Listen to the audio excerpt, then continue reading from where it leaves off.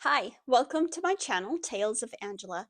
I'm author A.M. Hart, and today I wanted to talk a little bit about my process of writing a book from the very beginning stage to the very end and what it looks like for me.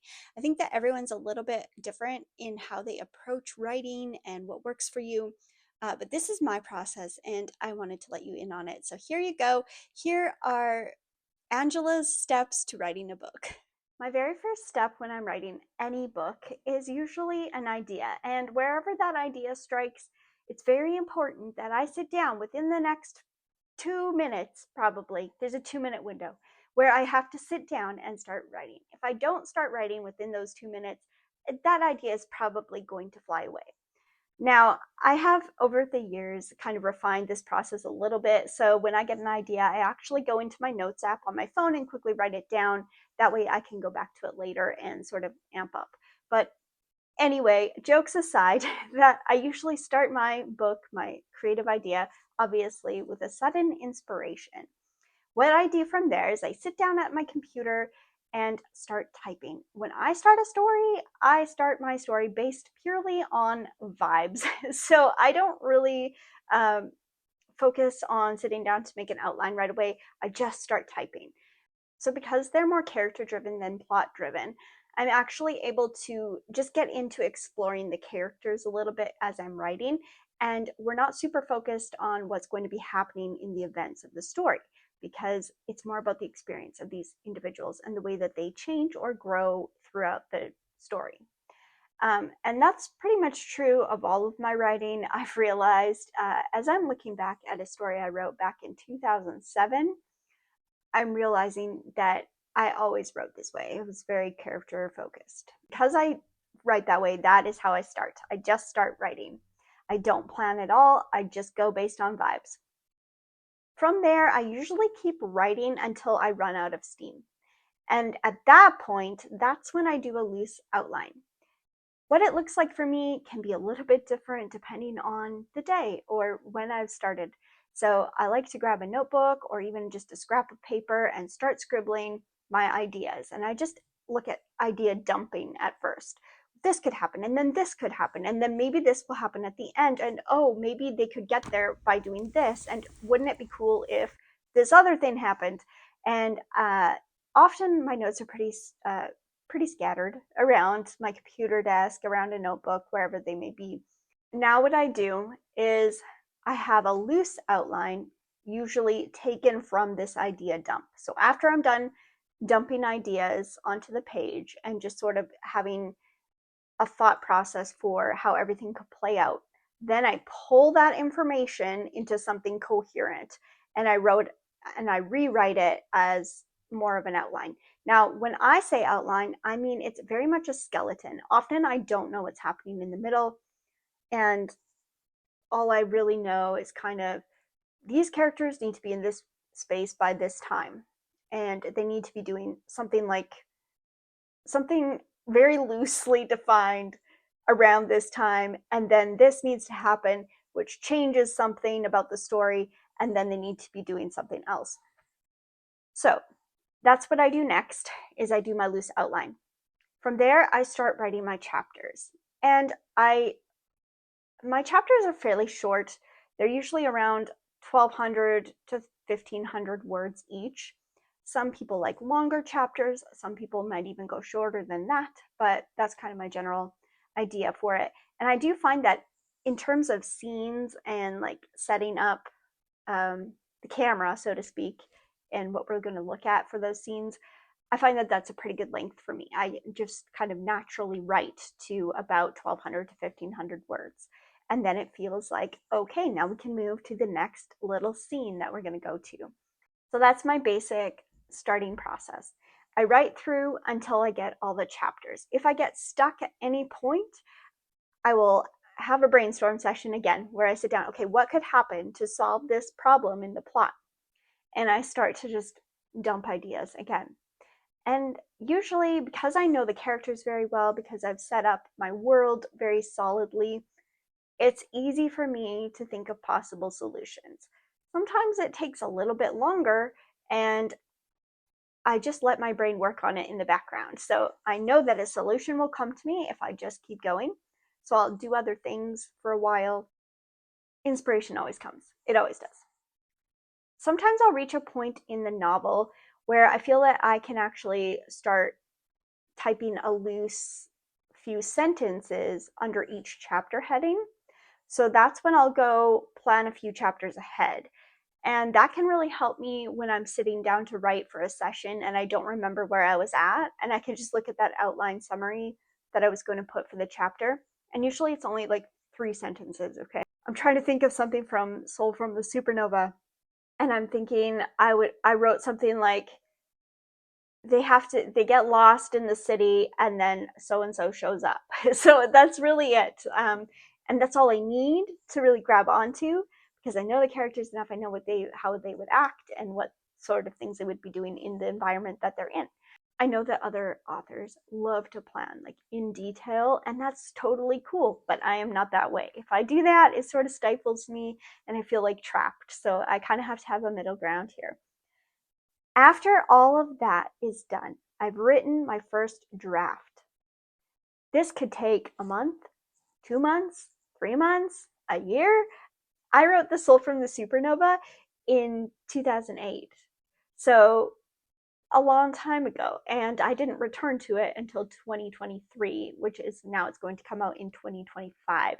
So that gives you an idea of how long the process took for me. Now, I have a very full life as well, doing other things, working full-time and having 2 children and being a single mom. So there's a lot of other factors in that, but some people can do it very quickly. Now, the writing process, the first draft process, takes me often not very long, like 30 to 60 days.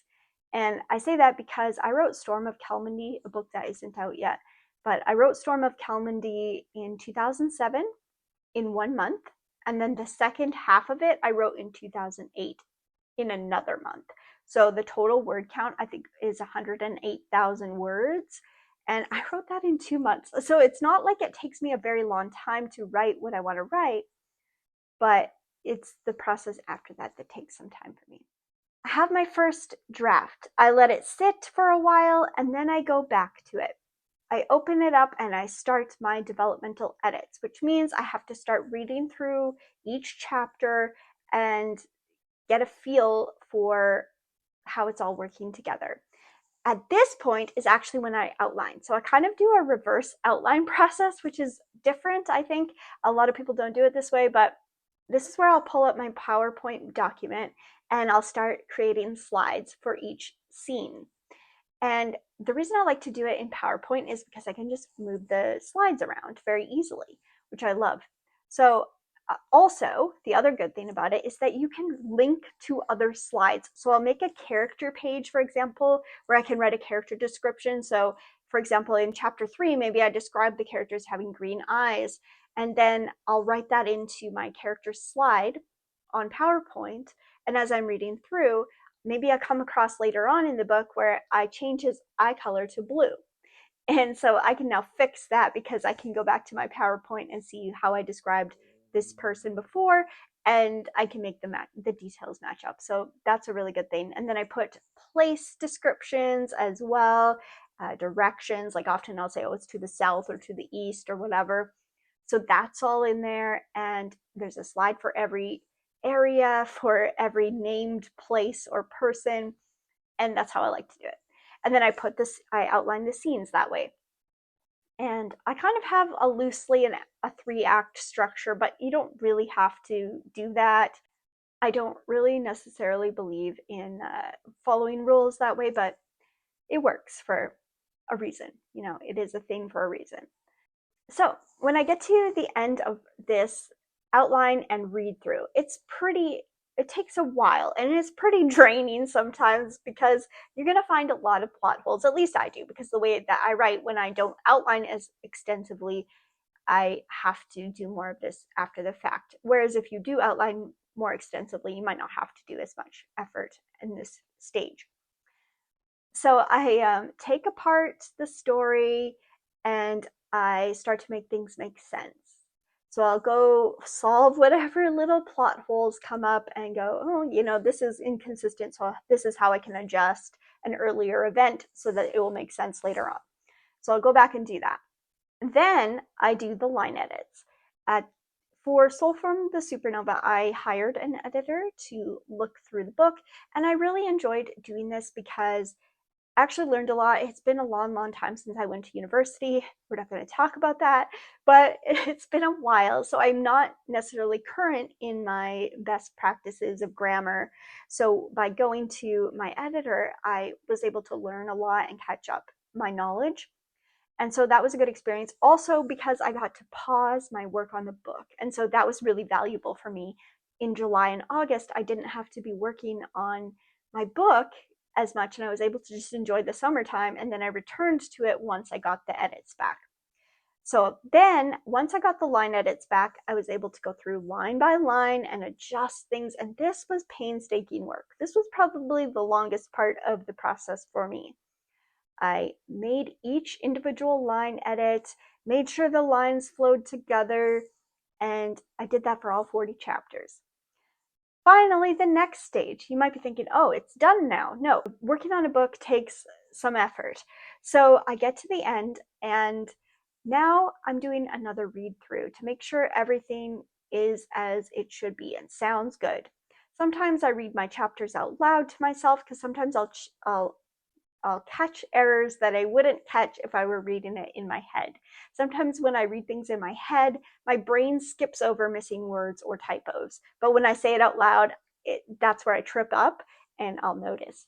So I'll read through every chapter this way, fix whatever typos. Usually when you do line edits, or at least when I do line edits, I'll come across places where I accidentally duplicated a line and I left it in, or I accidentally left half a sentence in the middle of a paragraph. So those kinds of things get removed during this stage.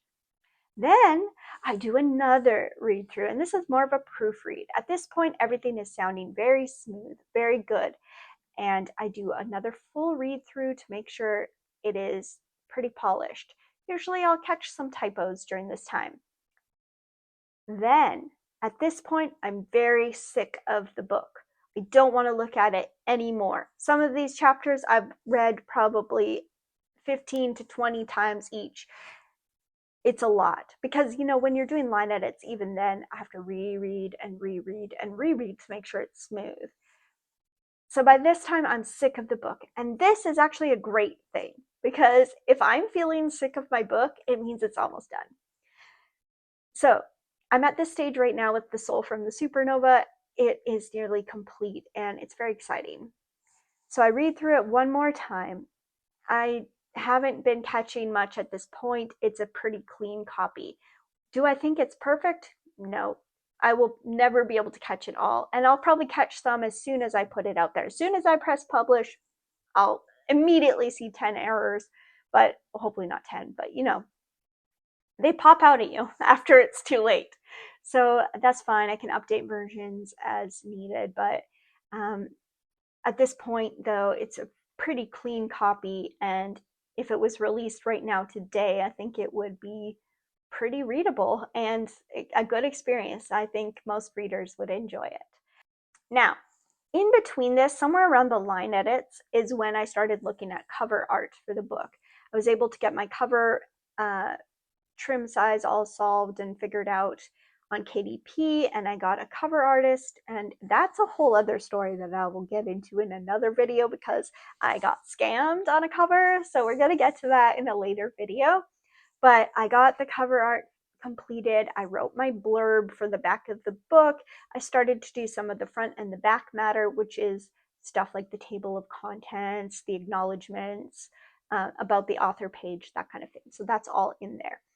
And that's basically my process. At the end, I put it all together, I upload it to my systems, and then it's pretty much time to go. And of course, in the meantime, you got to be marketing and talking about your book, which I'm getting better at. I'm not great at it, but I'm getting better at it. And, with the shifting landscape of social media, it's kind of tricky to stay on top of what works right now. So you know what? I'm giving myself a lot of grace because nobody really knows what they're doing, and at least I don't. So, and I think that's normal. So thank you so much for watching my video.